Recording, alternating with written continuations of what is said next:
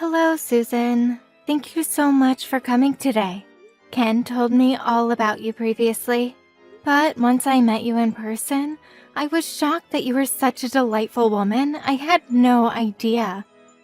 To think that such a wonderful woman is going to marry my son, it's like a dream come true. I'm very happy for you two. You two make such a splendid couple. I'm absolutely sure my late husband is smiling down on the two of you from heaven. I wish you and Ken the happiest life going forward. And please don't hesitate to stop in for a visit again anytime you like. Thank you very much, but can I say just one thing? I would prefer that this be the last time we meet. Excuse me? I have no intention of visiting your home during Christmas or Thanksgiving. I'll have Ken go over there when it's absolutely necessary. Let's not associate with each other. If that's okay with you, I would much rather prefer that. I'm sorry, but are you serious? Can I ask why? I'm sorry, did I do something that may have offended you in any way? No, nothing like that. I married Ken, is all. It's not if I married the whole family. I just don't want all the baggage. We have no blood relations, which makes us total strangers. All I ask is that we keep it separate. I don't need the hassle of all this family relationships and so forth. It gets a bit stressful, don't you think? So let's keep all future interactions to a minimum. I'm going to shut off my line unless it's absolutely necessary. So, if you need something, please go through Ken, would you, please? But just because Ken is your oldest son, please don't rely on him too much. I will invite you to the wedding, but I must warn you right now, don't make yourself heard too much. This is our wedding, after all. You do understand, right? Yes, of course.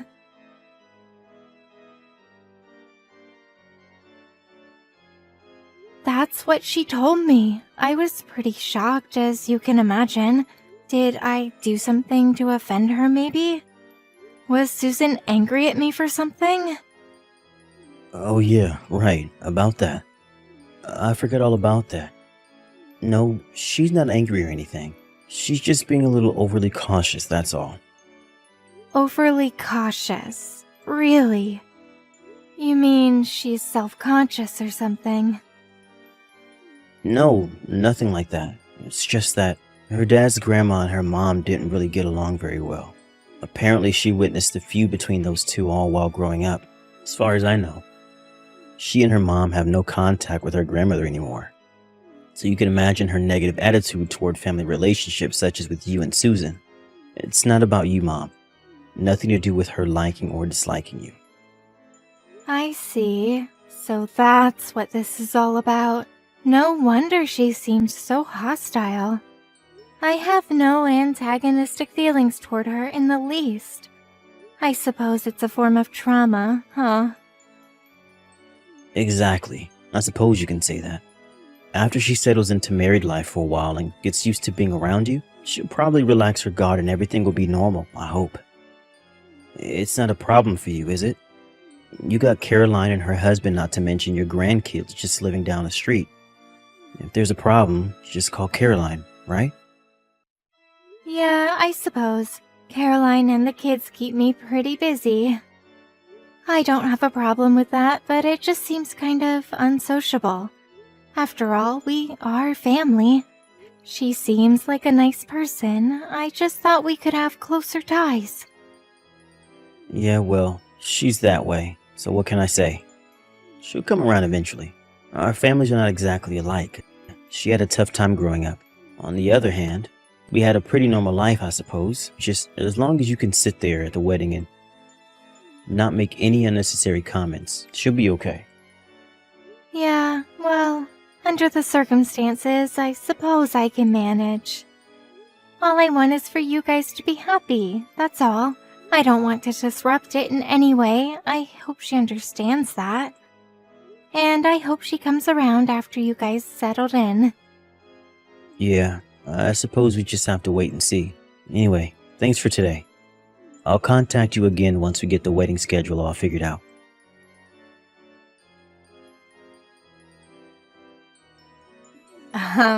Mother? What the hell was that all about? Are you out of your mind or something?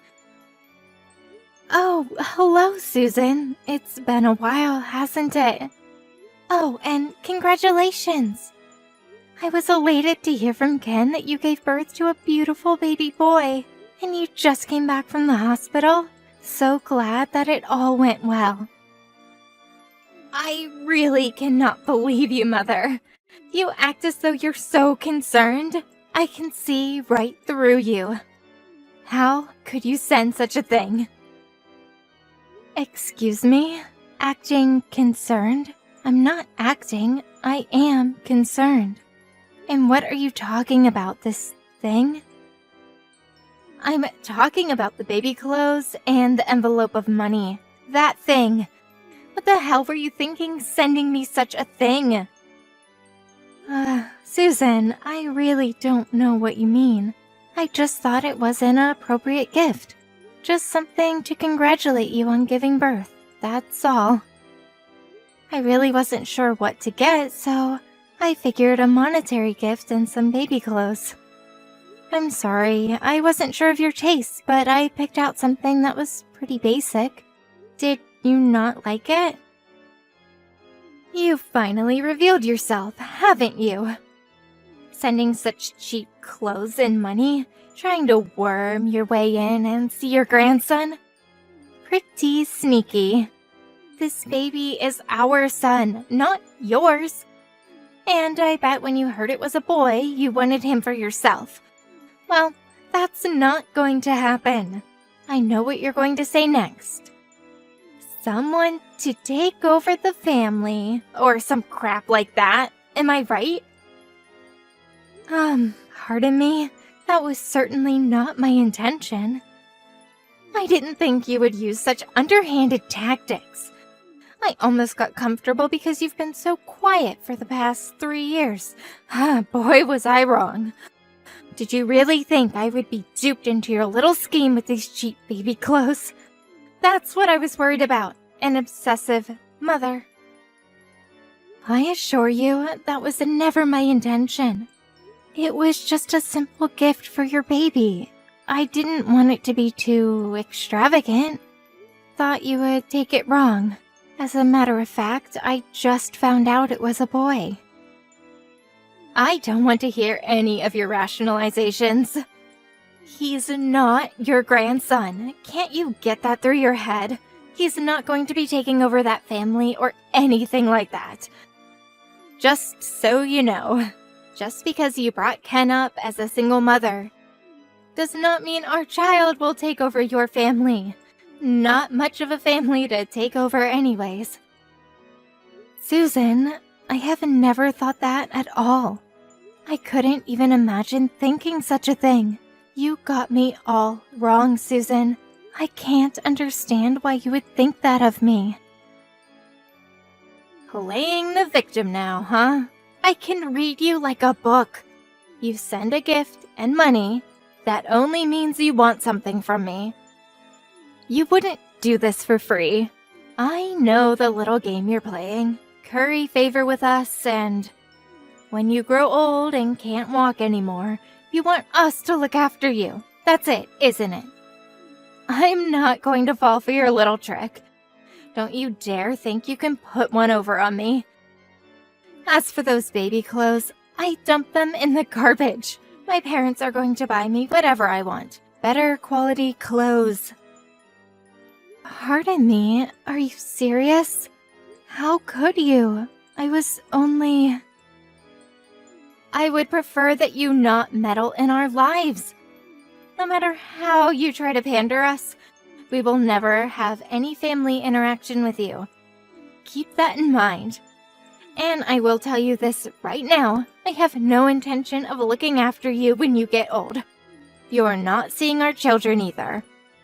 As a matter of fact, it would be preferable if you did not interact with Ken anymore either.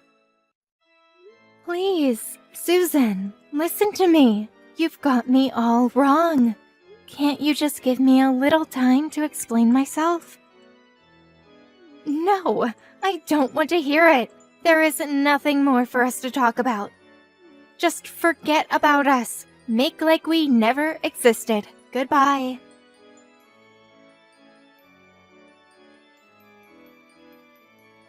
Mom, what the hell are you up to? Susan just got out of the hospital and was finally able to relax. I wish you wouldn't upset her like that. She needs to rest. I have no idea why she's so angry at me. All I did was send her some gifts and a little money. I think she just put a block on me. I tried contacting her, but there's no response. I told you not to interfere with her life. She's real sensitive about all that. You do remember me talking about that, right? Did you really have to send that gift? Just leave us be, Mom. Actually, she thinks it's some kind of ploy. I'm starting to think so too. I have no idea what you're talking about. Come on, Mom. Don't sound so innocent. So, Susan was right about this all along. There was $5,000 in that envelope. What is it that you really want from us, Mom? Don't tell me you're trying to buy our son from us, are you, Mom? Because no way that's happening. Or do you want us to feel duty-bound to you and worm your way into living with us? That's it, isn't it? Did you really think that $5,000 would buy you a grandson and a home to live in and eventually us taking care of you? We can see right through your scheme, Mom. Ken, how can you even say or think that about your own mother? I've been very patient for the past few years, but what you're saying is absolutely irrational. Please explain it to me from the very start. I just can't wrap my head around why you two are acting the way you are. Yeah, okay. You may be right. This may be a good time as any to explain things to you. Also, I want you to know what I've been holding back for God knows how long. It all boils down to me being brought up by a single parent. Excuse me? I grew up without a father. My childhood growing up was a depressing time for me. Did you even know that? We grew up poor too, and that sure wasn't easy. I was so ashamed of not having a father. I was bullied constantly at school about that. I had a tough time growing up, and it was all your fault. Even after I left home, you insisted that I support you financially. Although it wasn't much, it was your way of manipulating me, never giving me the freedom I craved. And what do you do after I get married? You worm your way into my family and start snooping around and trying to control us. Always trying to manipulate things your way. It always has to be your way. Susan's parents never try to interfere in our affairs. At all. Ken, am I hearing you right? I have no idea what you're talking about. I can't stand being manipulated by you. No more. This ends here. I don't consider you my mother. You never did anything that would merit such a title. I would much rather that we cut all family ties. I consider Susan's parents as my real true family. I no longer want anything from you, and I don't plan on supporting or interacting with you ever again. That also means we won't allow you to see our son. Have a good time living at the old folks alone and with nobody to take care of you. I hope you'll think long and hard about how you treated me all these years. Don't ever, and I mean ever, interfere in our lives again. I understand. I had no idea you felt that way about me. Because I brought you up as a single parent, you no longer consider me your mother and you want to cut all ties with me? You feel I sent you a gift and money for the sole purpose of tricking you into supporting me in my final years? Is that it? That's why you've been acting this way? That's exactly what I'm saying. So don't ever show your face in our home again. You got that? I hear you loud and clear, Ken. If that's the case, would you vacate the place you're living in now then? Huh? Say again? Why would we do that? Are you talking about the apartment we're living in right now? This place? That's right. If you insist that you don't want my support or anything to do with me, I want you out of that apartment ASAP. Like I said, why would I do that? Are you crazy? I've been living in this apartment since I was in college. I've always lived here. You have no right to kick me out of here. That's where you're wrong, Ken. That apartment you guys are living in, I own that apartment. Excuse me? You own this apartment? That's right. I bought it about 10 years ago. The whole place belongs to me. You can check if you like. No way. That's not true. You're making that crap up. It's true. I can show you the deed.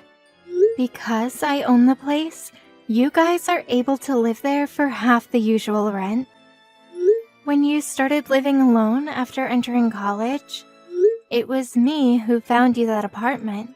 You do remember that, don't you? Yeah, I remember, but you never told me you were the owner. That can't be right. How could that be? Where do you even get that kind of money? Where? I worked for it. That's where. Although the company isn't that big, I am the president of a small apparel company. I do have a bit of income. What? The owner? The president of a clothing company? That's a barefaced lie. How could you, my mother, own an apartment, much less be the president of a clothing firm? Come on, Mom. Don't give me that crock. Anyways, we've been poor all our lives. You were always working, always tight-fisted, money conscious about everything. You always had the neighbor babysit me and Caroline growing up, for God's sakes. What neighbor? Oh, you mean Mrs. Lopez? The one who used to come over when you were kids?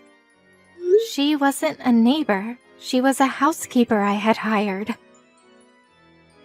Huh? A housekeeper? Yes, that was when you were just kids. It was about a year after your father passed away. The apparel company that I had established was in full swing.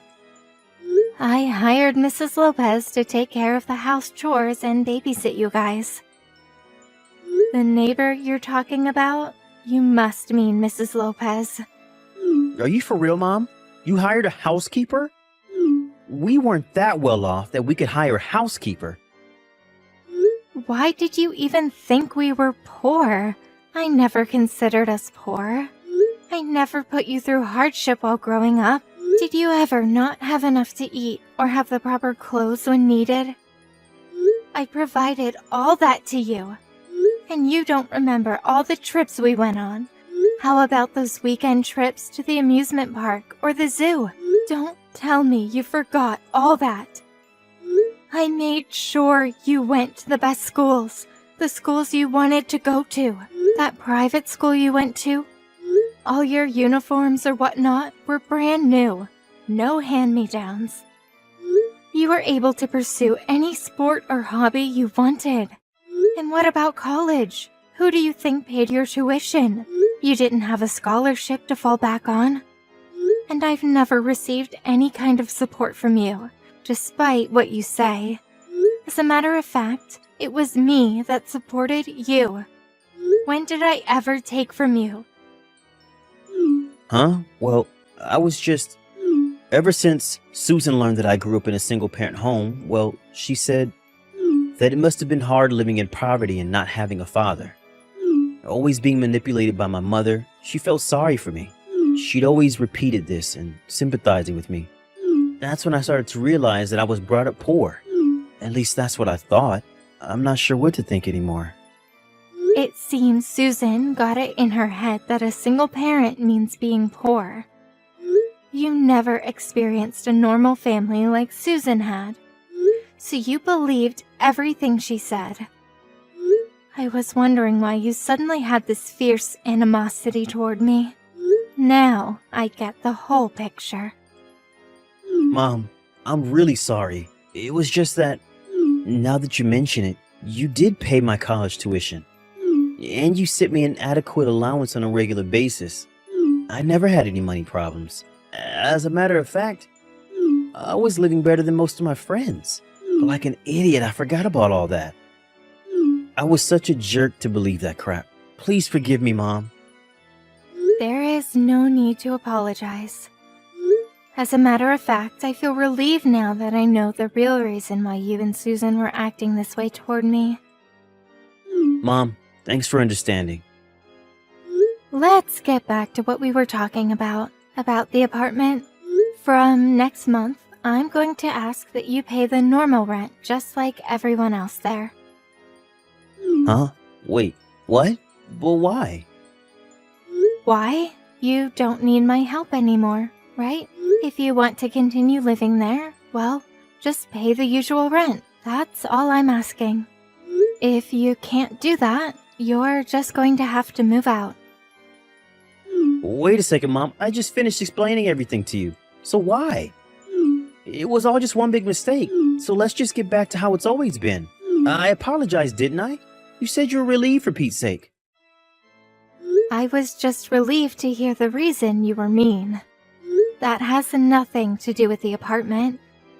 After you said all those awful things to me, that you didn't think of me as your mother, that you wanted to cut all ties with me.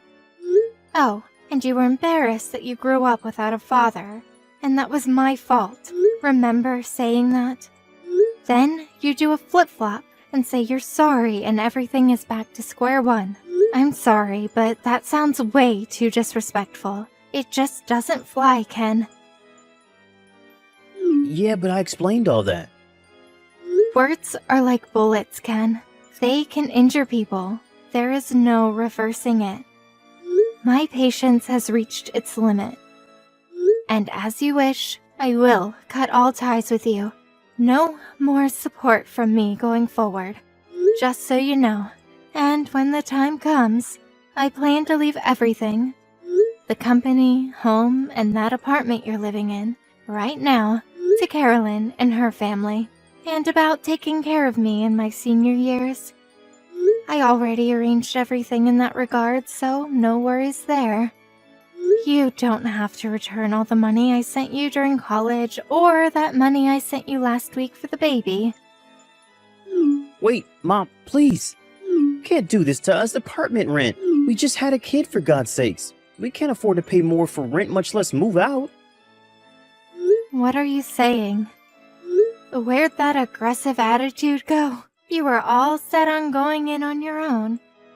You didn't want my help. Please, Mom, forgive me. I was totally out of line. You can't do this to us. I am sorry, son. I already made up my mind.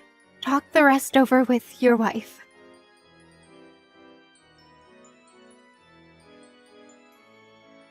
Hello, Mother. This is Susan, your daughter-in-law. I'm so sorry for all the trouble we've caused. Ken explained everything to me. I had this negative perception of you. A total skewered viewpoint, to say the least. I was so rude to you. How can I ever make amends for how I treated you? The past years must have been hell for you. Please forgive me. Hello, Susan. Thanks for contacting me. I know you're very busy with your son and all, but there is no need for you to apologize. Think nothing of it. You must be drained after your stay in the hospital. You should get plenty of rest. So calm down. I will not be interfering in your affairs any longer. Rest assured. Please, don't say that. I know this is asking a lot, but please give us one more chance. I'll go over there and apologize in person. Let me explain everything to you. That it was all just a simple misunderstanding. I'll bring your grandson with me too. You do want to meet your grandson, right? Please, I'd rather you didn't. I'd prefer it that we not interact. I haven't seen you for 3 years. Not since the wedding. I don't even recall what you look like. I'm not in the mood to meet people I don't know very well. It's just stressful for older folks. And about bringing your baby, I really must decline. Pardon me? You don't want to see your grandson? If you cut ties with us, that means you won't be able to see your grandson forever. Well, I've got 4 grandkids right next door at my daughter Caroline's place, so I think I'll be fine. Besides, that's your child, right? You said he was not my grandson. You did say that, right? Yes, I did say that, but that was because... Also, using your child as a pawn to lure a poor grandmother in? Kind of despicable, wouldn't you say? That really was not my intention. I'm really guilt-ridden over all this, ashamed that I even acted that way. And about the clothes and money you sent as a gift? I know it's kinda late, but I really appreciate your thoughtfulness. I'm sorry about the baby clothes. Oh, the baby clothes I sent. Yes, those. You threw those cheap things out, right? I must thank you. Those baby clothes were made at my company. I already reprimanded the staff for their shoddy workmanship. Wait, that was made at your company? Yes. It must have been embarrassing for you to receive such substandard baby clothes. My daughter loved them, so I figured you would too. I'm to blame. Please, accept my apologies. No, please don't say that. They weren't cheap at all. They were wonderful, the perfect gift. Please, I don't know what to say. All I can do is apologize. Ever since I was a child, I watched my mother get bullied by my grandmother. I was not treated all that well by her either, always being reprimanded for one thing or another. Once I got married, I thought I would be treated the same way. Maybe even have my child taken from me. I was just so scared. I just wanted to protect my family. I was adamant about not getting pulled into that kind of situation again. I understand what you went through and that your grandmother was an awful person. We all encounter such people in our lives. But I'm not the same person as your grandmother. Not a mother-in-law or some such label you prefer to apply, but a human being. It's very emotionally distressing to be treated in such a way without knowing the reason why. It leaves a person traumatized. Please forgive me. I did say those things without even knowing you at all. It's an unforgivable thing I did to you. My perspective was totally skewered. I beg your forgiveness. There is no need to apologize any further. I also would prefer that you not visit and apologize in person. I'm also worried about your health after what you went through. I need to get things sorted out. Let's just keep things as it is for the time being, and maybe we'll talk after a while. Yes, I understand. Okay, then take care of yourself, Susan.